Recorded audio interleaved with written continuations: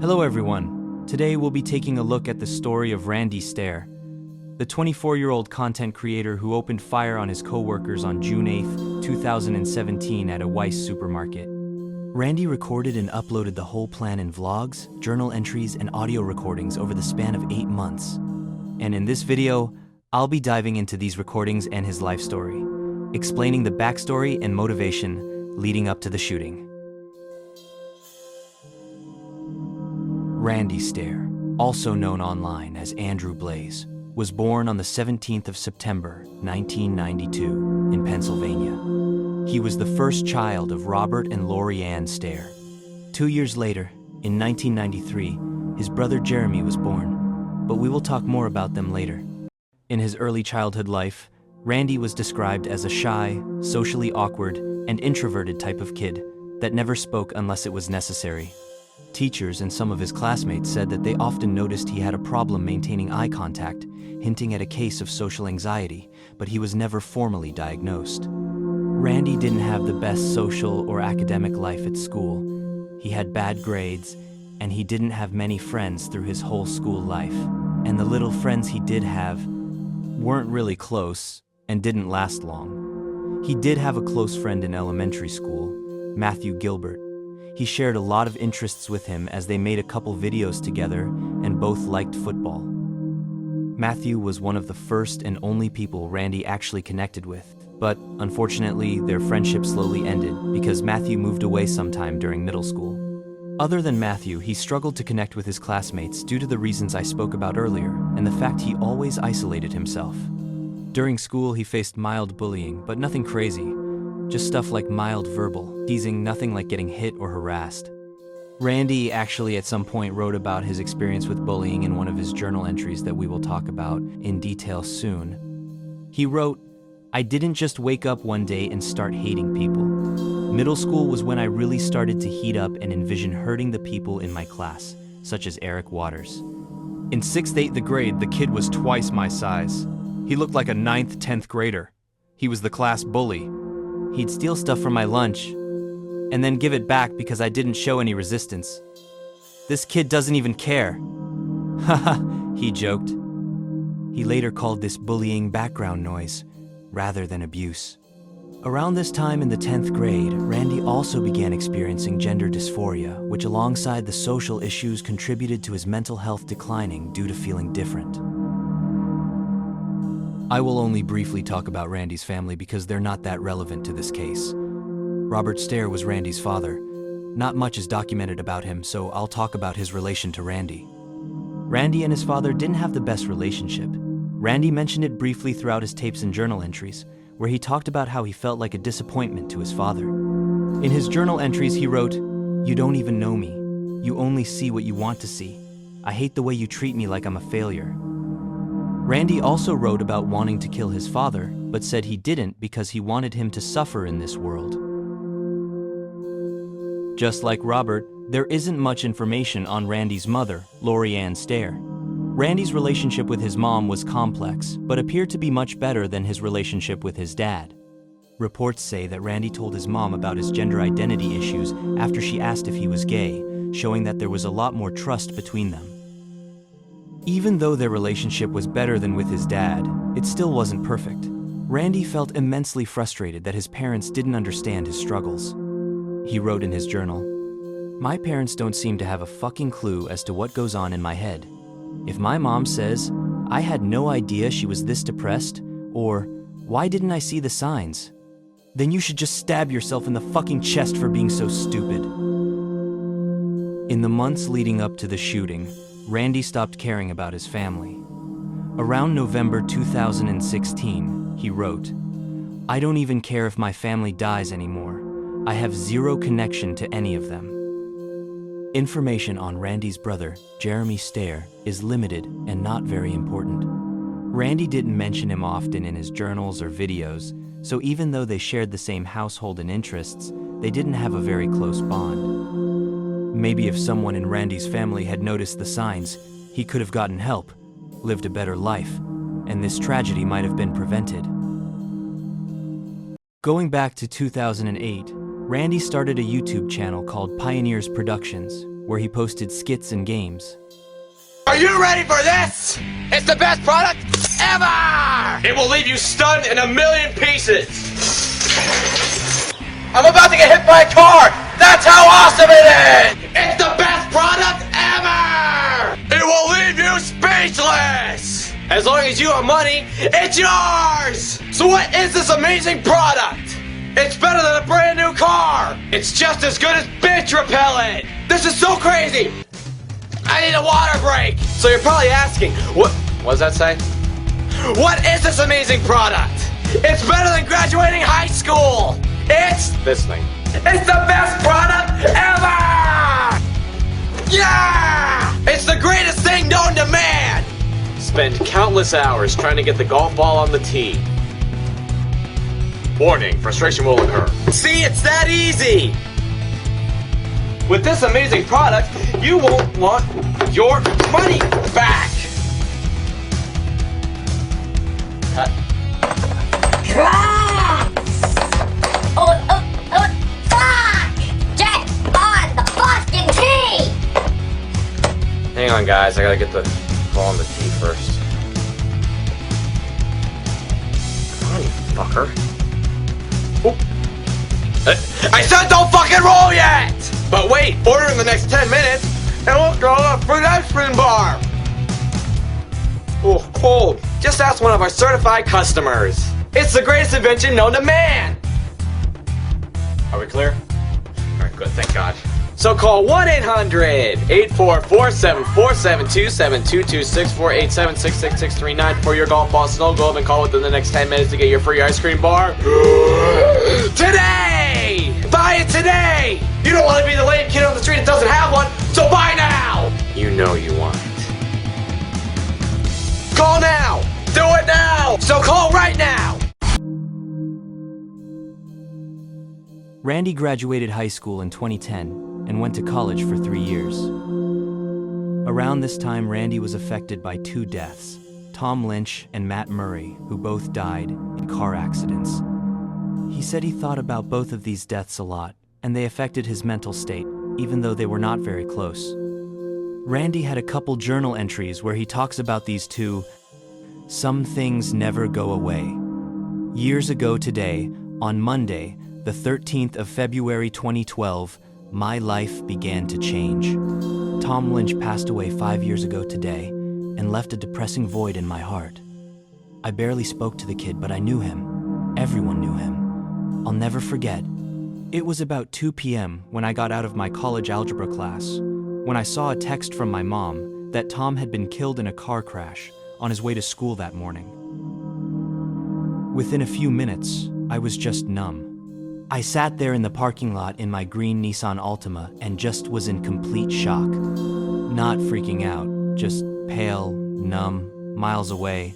I hardly knew the kid, but being only a grade ahead of him, it really hit me hard. My brother was a wreck since he was in the same grade as him, knowing him his whole life. Tom Lynch's death was the first of many events that led to EG and changing me into who I am today. As I returned to college in January 2013, a second crash happened in December 2012 that took the life of one of my newest friends, Matt Murray. Tom's death sucked the life out of me. Matt's death killed me. In 2013, Randy became severely obsessed with the fictional character Ember McLean from the show Danny Phantom.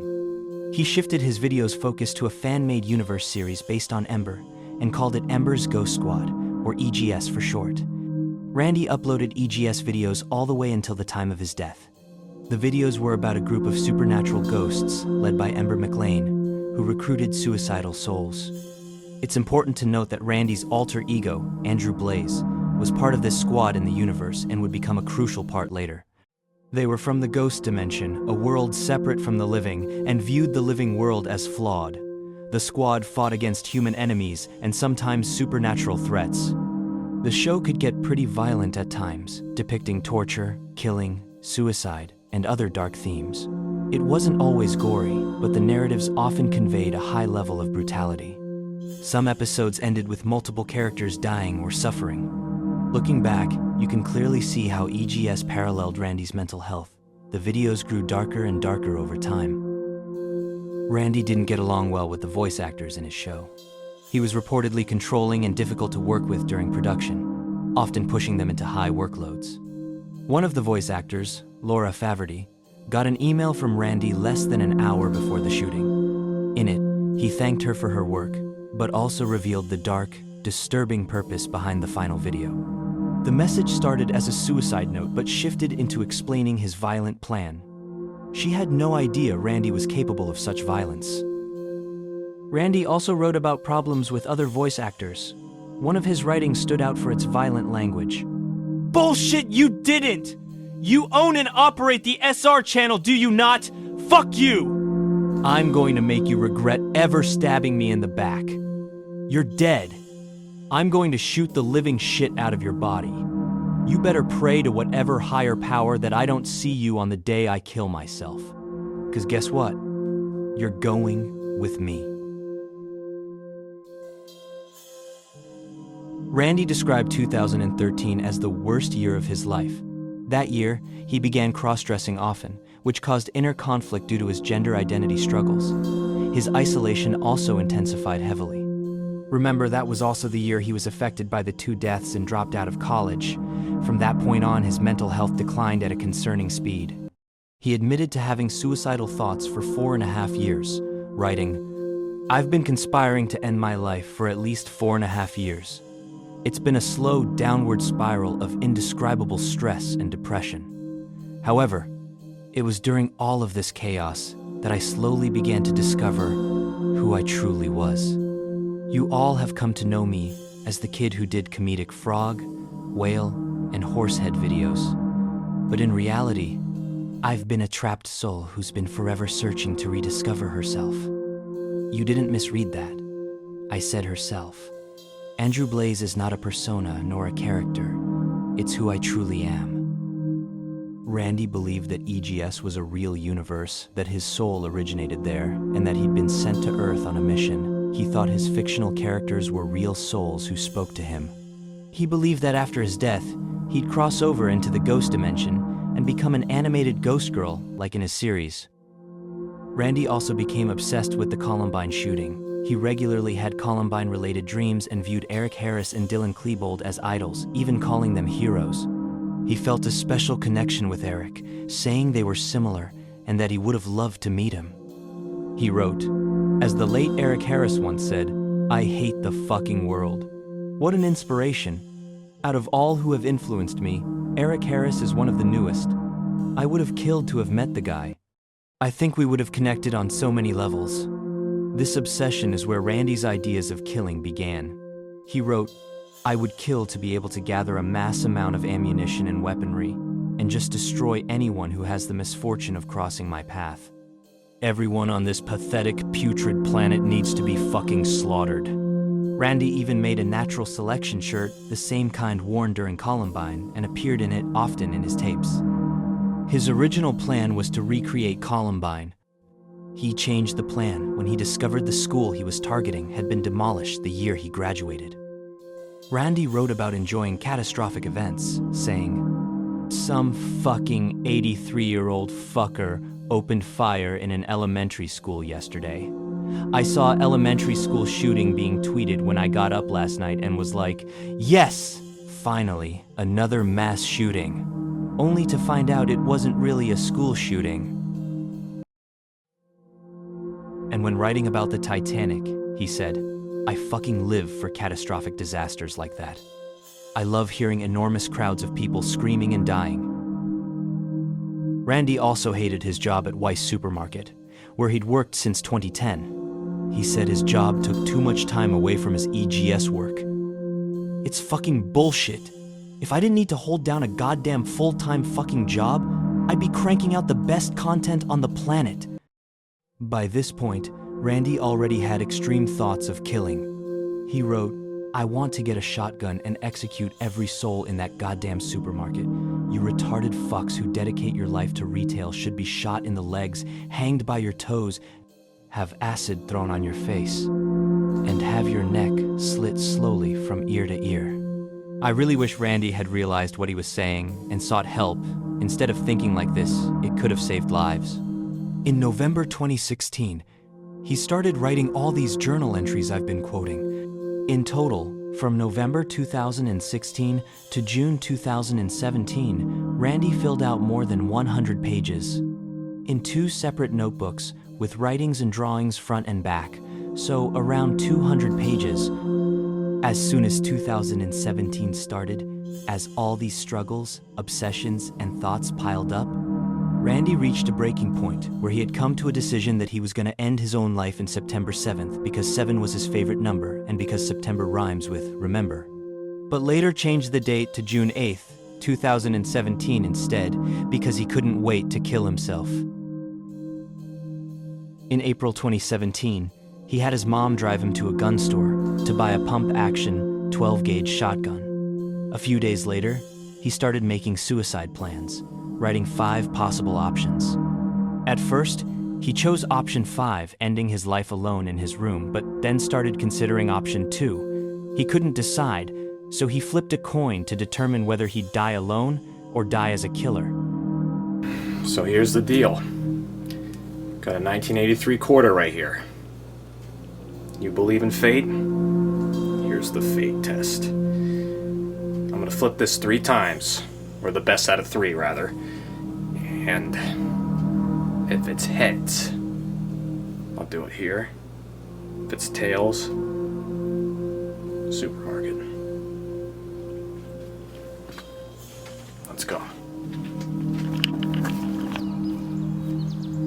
Best of 3. Here we go.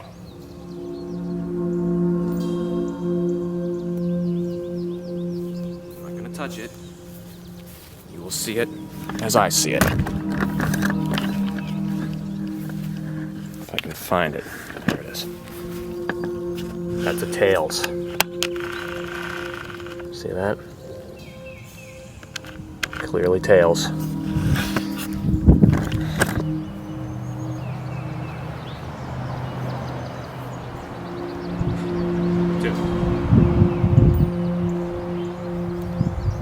Looking at it.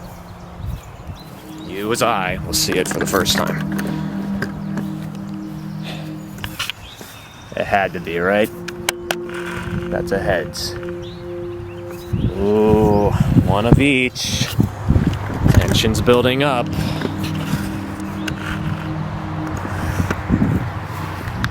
Gotta say.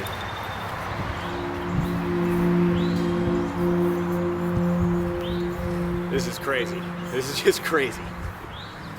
Having this come down to the flip of a coin. Alright, number 3. That was a high one. Alright, don't lose it. Can't lose that coin. Here we go. Oh, it's a tails. That's tails. You can see it. The fucking exposure on this is going all sorts of wonky. Here. There we go. Now you can see it. Tails. Okay. So.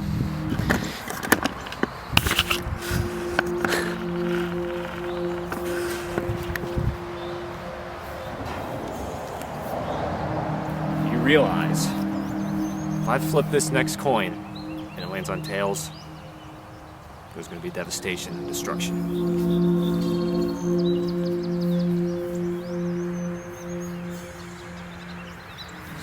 Sure.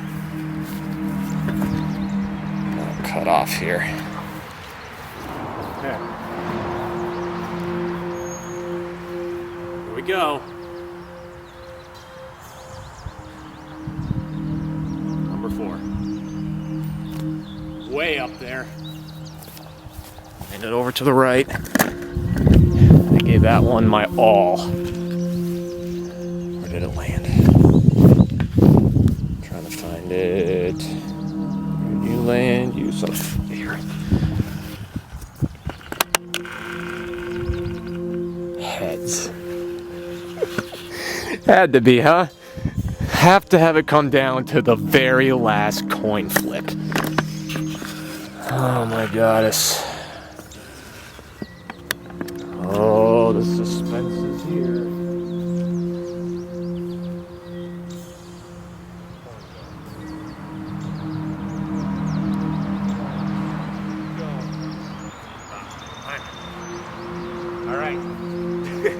Sorry about that. I lost it for a second. Okay, this is it. For all the marbles. Except we're playing for like much more than marbles here.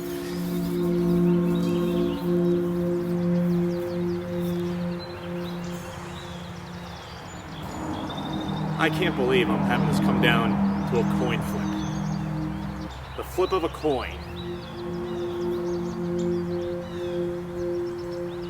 Here it goes. 1, 2, 3. Land behind the camera. Just to the side. I can't see it. I see it in the grass, but I can't see it.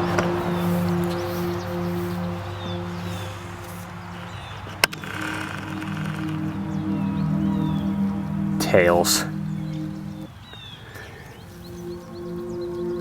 That is a tails, folks. Tails.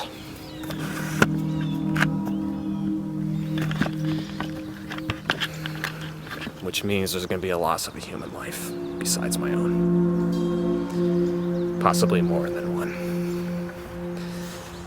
That's fate for you. I didn't cut the camera at all. I didn't cheat. As you might have guessed, the coin unfortunately decided on option 2. Randy began planning how to carry it out. His final plan was to go to the Weis supermarket where he worked, block the exits with pallets, and during his shift, lock the doors and open fire on his coworkers. After doing that, Randy wanted to cause as much damage as possible to the store, then walk to aisle 1 and end his own life. The back manager's office. That one I'm actually going to block when he goes to lock the store up at 11 o'clock. So that one will just be taken care of instantly. He's not going to go down there looking for other stuff because I'll have all the stuff we're going to need for the stock and shit already down here. So there'll be no reason he'll ever need to go down that side of the facility.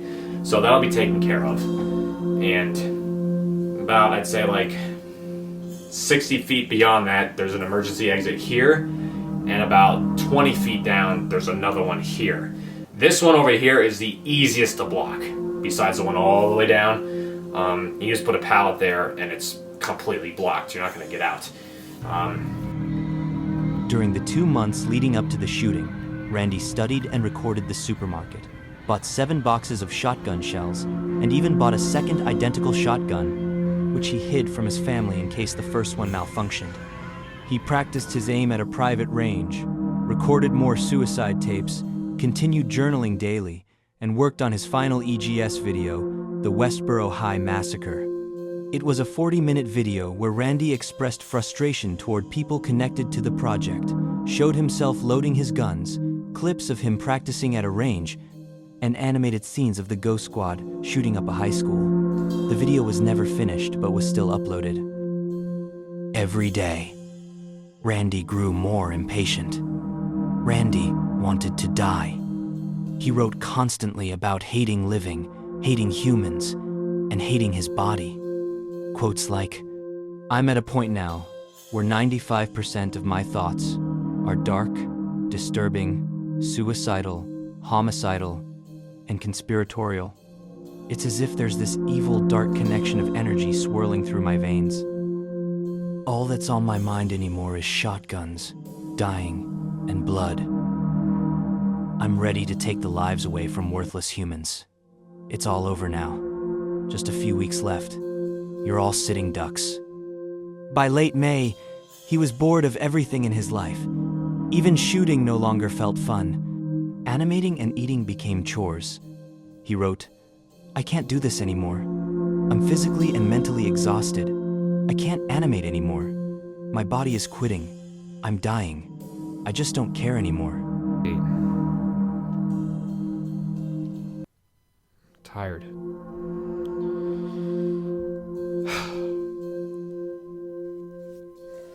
Tired of breathing. I'm tired of going to a dead-end job. I'm tired of putting all this effort into videos that aren't going anywhere. I'm tired of animating in general. I don't want to do it anymore. I'm tired of my body. I'm tired of food.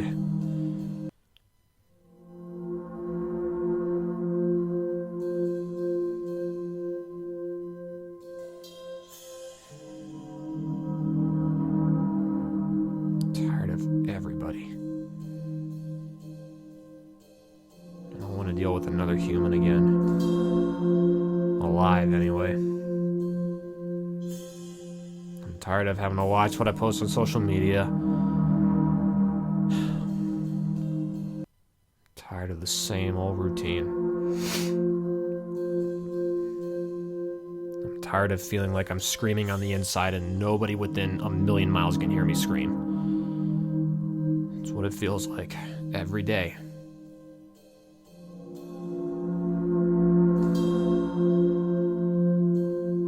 I'm tired of having to live as somebody I'm not.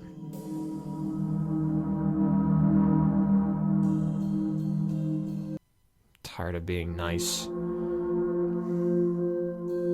Tired of beer.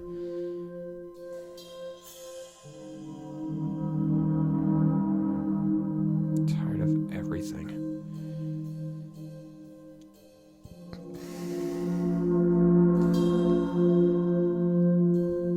Tired of everything but my girls. That's really it. On June 3rd, he recorded a 2-hour goodbye video to his family. On June 5th, he wrote his final journal entry, too long to read here, so it'll be on screen. He also wrote a manifesto-like document titled, "Please Read," where he explained his thoughts, motivations, and plans and posted it online, along with a document about his early life. On June 6th, he posted an ominous message on Twitter. "You won't want to miss this one. It's going to be historic." Then, the day came. It was June 7th. At around 11 p.m., Randy arrived at the supermarket to work his shift. He worked for about an hour and a half, then he went to his car, uploaded the final EGS video, his journal entries, suicide tapes, and please read note to his accounts. He put on his "It's Our Time to Rise" shirt he'd worn in many of his videos and tapes, symbolizing his identity tied to his EGS fantasy world. He blocked one of the exits with his car, put one shotgun on his back, carried the other in hand, walked back into the store, and locked the front door. By now, it was June 8th at around 12:50 a.m. Christian Newell and Victoria Brong were restocking an aisle. Christian, who had music playing in her headphones, heard muffled, loud sounds. When she turned around, she saw Randy standing with a shotgun. Then, she saw Victoria, who had been shot 4 times and died instantly. Randy just stared at Christian, then walked away without harming her. Nobody knows why he spared her. It's strange, since he wanted to cause as much destruction as possible. Christian tried to help Victoria, but quickly realized she was gone. She ran to the front, managed to unlock the door, escaped, and called 911 from outside. Inside, Randy found Terry Sterling and Brian Hayes and immediately opened fire, killing both of them. Police arrived minutes later, hearing gunshots from inside, likely Randy shooting random objects, just as he described in his journals. Then Randy walked to aisle 1, put the gun in his mouth, and pulled the trigger. The shooting lasted 5 minutes. He fired 59 shots from one shotgun, never using the second one. Police later began their investigation, collecting evidence, the firearms, ammo, videos, and journals. Let's take a moment of silence for the lives lost in this tragic shooting.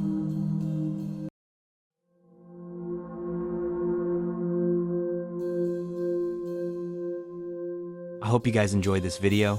It's my first video on this channel and also my first documentary. There was a lot of effort put into this video, as all the writing, researching, and editing took me like 28 hours total, and it was made by one person, so any type of support like feedback and subscribing would be really appreciated. I would like to drop videos like this maybe twice a month, so stay tuned for more videos like this. I hope y'all have a good one, and I'll see you guys on the next case.